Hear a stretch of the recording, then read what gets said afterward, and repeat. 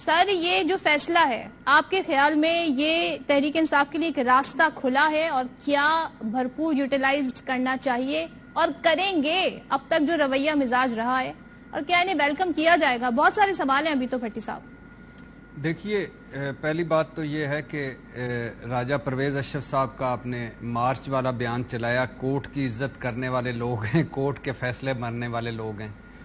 اب تو میں راجہ صاحب کے خلاف کوئی زیادہ بات بھی نہیں کر سکتا، پر جلتے ہیں، 6 مہینے قید ہے، 10 لاکھ جرمانہ ہے، تو لہٰذا راجہ صاحب سے اتنا ہی کہنا ہے، راجہ صاحب تسی گریٹ ہو۔ اور دوسری بات یہ ہے کہ یہ بھی ٹھیک ہے کہ اس وقت ملک میں کوئی آئین نہیں ہے، سپریم کورٹ کا کوئی فیصلہ نہیں مانا جا رہا، الیکشن سے بھاگا جا رہا ہے، سب کچھ ہے۔ لیکن اب مجھے بتائیں، یہ میرے بھائی افتخار بھائی بڑے لاجیکل بات کرتے ہیں، ہم نے کیا کیا ہے؟ انہوں نے ایک کویسچن ریز کیا، ہم نے کیا کیا ہے؟ آپ نے کیا نہیں کیا 13 مہینوں میں سر؟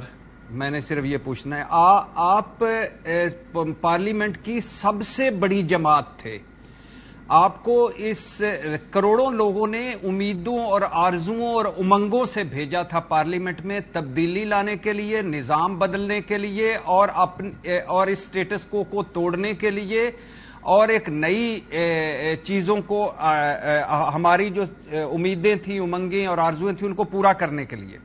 آپ قومی اسمبلی سے کیوں نکلے تھے سر؟ اور صوبائی اسمبلیاں کیوں توڑی تھیں آپ نے؟ جب حکومت بلا رہی تھی تب آپ کیوں نہیں گئے تھے؟ جب یہ نظام کرپٹ ہے، جب یہ سسٹم کرپٹ ہے اور یہ پارلیمنٹ میں چور بیٹھے ہیں، تو پھر اب کیا وہ سارے پاک باز ہو گئے ہیں؟ اور پھر جو آپ کو نہیں پتا تھا کہ آگے آپ نکلیں گے تو راجہ ریاض جیسا اپوزیشن لیڈر ملے گا اس قوم کو؟ آپ کو نہیں پتا تھا کہ آپ نکلیں گے تو شیم ڈیموکریسی بن جائے گی؟ آپ کو نہیں پتا تھا کہ آپ نکلیں گے تو وہی پارلیمنٹ جو کل تک پی ڈی ایم جعلی کہتی تھی وہ اصلی اور لائی والی ہو جائے گی؟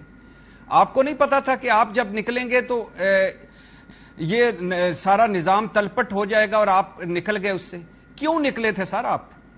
اور اگر آپ نکلے تھے تو آپ واپسی کے لیے کیوں کبھی الیکشن کمیشن کے دھکے کھا رہے ہیں، کبھی کورٹوں میں جا رہے ہیں؟ آپ تو کورٹوں میں گئے تھے ہمارے استعفے منظور کرو، اور اب آپ جا رہے ہیں کہ ہمارے استعفے منظور نہ کریں۔ آپ کو نہیں پتا تھا کہ جب آپ نکلیں گے آپ اس نظام سے نکل جائیں گے، آپ نگران حکومتوں میں آپ حصے دار نہیں ہوں گے، آپ سارا کچھ ان کے حوالے، راجہ ریاض اور شہباز شریف صاحب کے حوالے کر کے نکل گئے تھے، اور آپ کو نہیں پتا تھا۔ انہوں نے یہ بھی بتایا نا، جی کیا بتایا؟ انہوں نے یہ بھی بتایا نا کہ ہم ایکچولی اس لیے آنا چاہتے ہیں کہ جو ایک کیئر ٹیکر سیٹ اپ آئے اس کا حصہ بن سکیں۔ راجہ ریاض کیسے یہ ساری معاملات آگے لے کے چلیں گے؟ تو یہ وجہ بتا رہے ہیں، بڑے معصوم ہیں، نہیں پتا تھا کہ اگر ہم نکل گئے تو یہ کیئر ٹیکر کوئی اور بنا لیں گے۔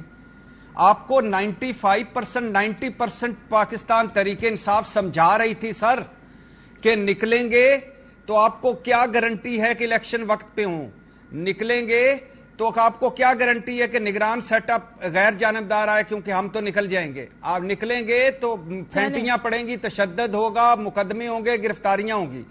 بات یہ ہے کہ جب آپ نے ایک فیصلہ کر لیا ہے، وہ غلط ہے یا صحیح ہے، اب اس پہ ڈٹے رہیں، اب واپس کیا آنا ہے آپ نے؟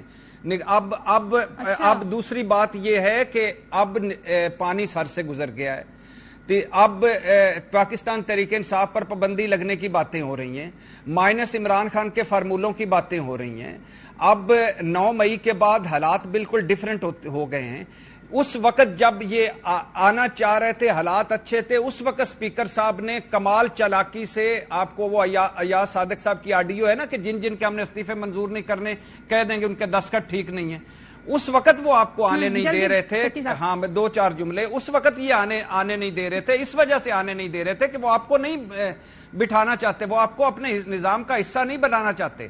اب آپ آ رہے ہیں، وہ نہیں آنے دیں گے۔ خواہ کورٹ کا اس ملک میں سپریم کورٹ کے سارے فیصلوں کو کسی نے مانا ہے؟ اسلام آباد ہائی کورٹ نے کہا تھا بلدیاتی انتخابات کروائیں، وہ کسی نے کروائے ہیں؟ روز اسلام آباد ہائی کورٹ اور لاہور ہائی کورٹ والے فیصلے دیتے ہیں، پورے مانے جاتے ہیں؟